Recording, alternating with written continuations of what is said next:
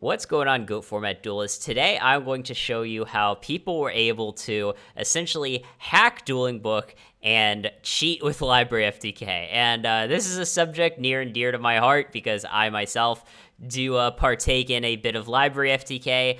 I didn't find out about this cheat until a few days ago, but rest assured I haven't been taking advantage of it. I will show you, though, how the cheat works, and it works using a little something called inspect element. So welcome to Goat Duels, everyone. We're going to talk about some nerd shit today, and I'm going to break down exactly how this cheat works. So what I'm going to do here is I'm going to dive deep into the HTML here. So I'm going to click inspect element on this deck. So now you can see that using this console here, we can see how this web page is being rendered.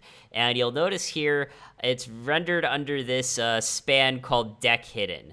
So what Dueling Book actually does is it starts out by sort of rendering all these zones. So you'll see there's even a grave hidden, right? It's just, a grave with 0 cards in it. We got banished hidden. Even though these zones actually aren't hidden, it starts off by just rendering these blank hidden zones. It's kind of just a placeholder. And we can go under cards, and you'll notice here it's interesting. Dueling Book sort of renders a bunch of invisible cards here, and it does this in a lot of different places. I won't break down, every single place it renders invisible cards, but even here, even though it's not brought up on the page, it renders like the side decking, deck constructor. Basically, what I am going to explain here is that it renders a bunch of stuff that is unnecessary for playing the actual game. And there's a few downsides to doing this. One is that because it's rendering all of these unnecessary objects, it actually makes the page load slower and causes lag. So if you're wondering why you see lag in your Dueling Book games, part of it is because the server isn't powerful enough. Another part is that this entire web page, it was designed and coded extremely suboptimally. So when you're just rendering all of these things that aren't supposed to be there, that causes the page to slow down. But I'm getting a little off track. My point is, we can scroll down, see all these different things that are being rendered. And normally, okay, if it's rendering an unnecessary deck constructor, that's no big deal, right? That doesn't really affect the gameplay in any way. However, sometimes it does affect the gameplay, like we're gonna see here.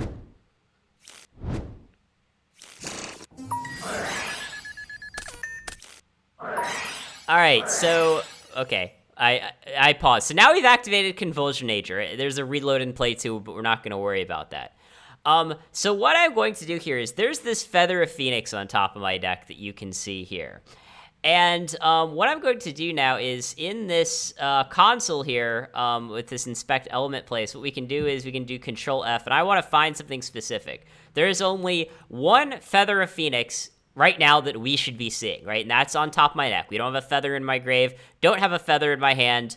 It's only on top of the deck. So that's what I'm going to do. Feather of the Phoenix. Okay, so we found it, right? You can see here it started highlighting Feather of the Phoenix, and, we can see here it's sort of highlighted here under the span class of name txt. So boom, it's rendering the card's name. That all looks good. But this is sort of all grouped together under one card element right here.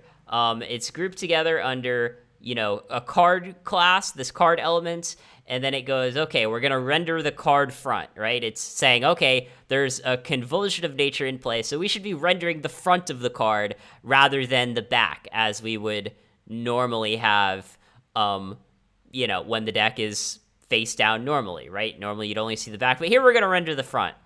And it all renders as normal, right? It sort of finishes rendering all these different things, including the passcode. For some reason, they feel the need to render that. So we open this up, and then, so what we do is we scroll down, we get to the end of this card, and then what we can do is there's a second card here. There's a second card that's being rendered right after Feather of Phoenix. And can you guess what card that is? Well, that is the card in the deck that comes after Feather of the Phoenix. And we can, sort of keep going, and boom, we can see the pick is reload. So under Feather of Phoenix, there is another reload, right? We're not supposed to know that, but by going through the HTML, we can see that it's another reload. And no, it's not this reload here that's in play. It's not this one. It's a different reload. We can see it's being highlighted, and it's under Feather the Phoenix.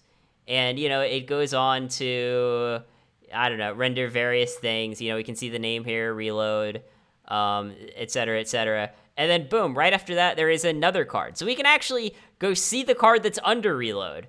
And we can go through this again and go, okay, do we got a pick here? Oh, yeah, the easiest way is to just look at the pick. Okay, so the card right after reload is Cyberjar. So our deck right now, the order is Feather the Phoenix, reload, Cyberjar. So that's 3 cards we know.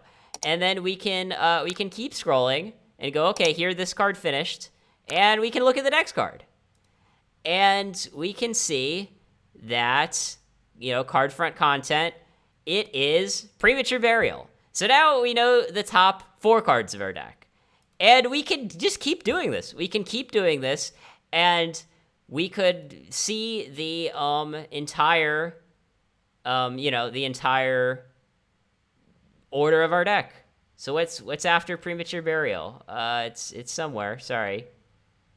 Do we got a pick? Okay, so after that, it's Tune Table Contest. And we can go on and keep doing this. And now you might think, okay, maybe this isn't really such a big deal. You could see there it took me sort of a few minutes to find the correct part in the HTML, where the cards were, scroll down, et cetera, et cetera. And obviously, this is not practical to do in a game, more than likely.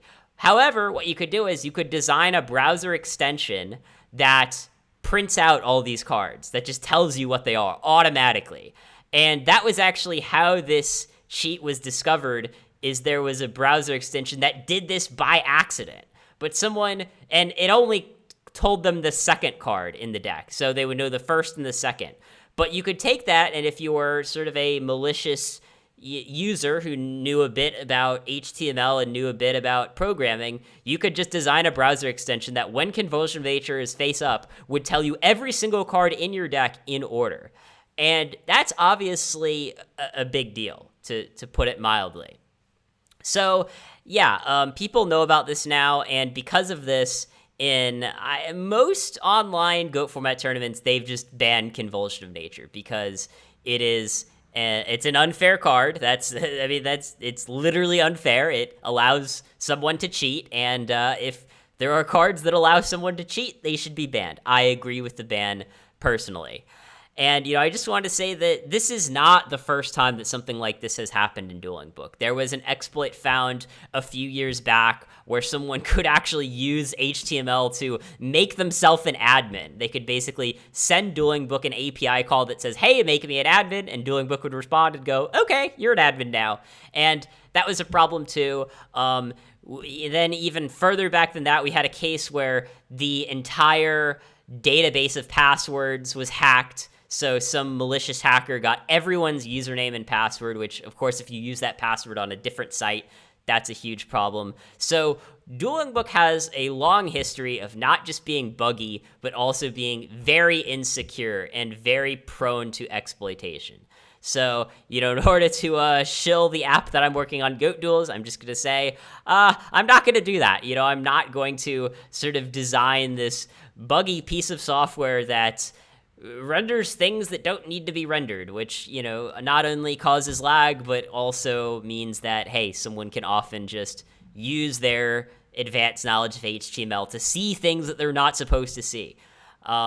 So yeah, let me know what you guys think about this controversy. Maybe some of you have heard about it already, but I know most of you haven't. So I just wanted to get that news out there, especially as some people wondering, whoa, why? I'm hearing something about Library FTK being banned. What's that about? Well, this is what it's about, guys.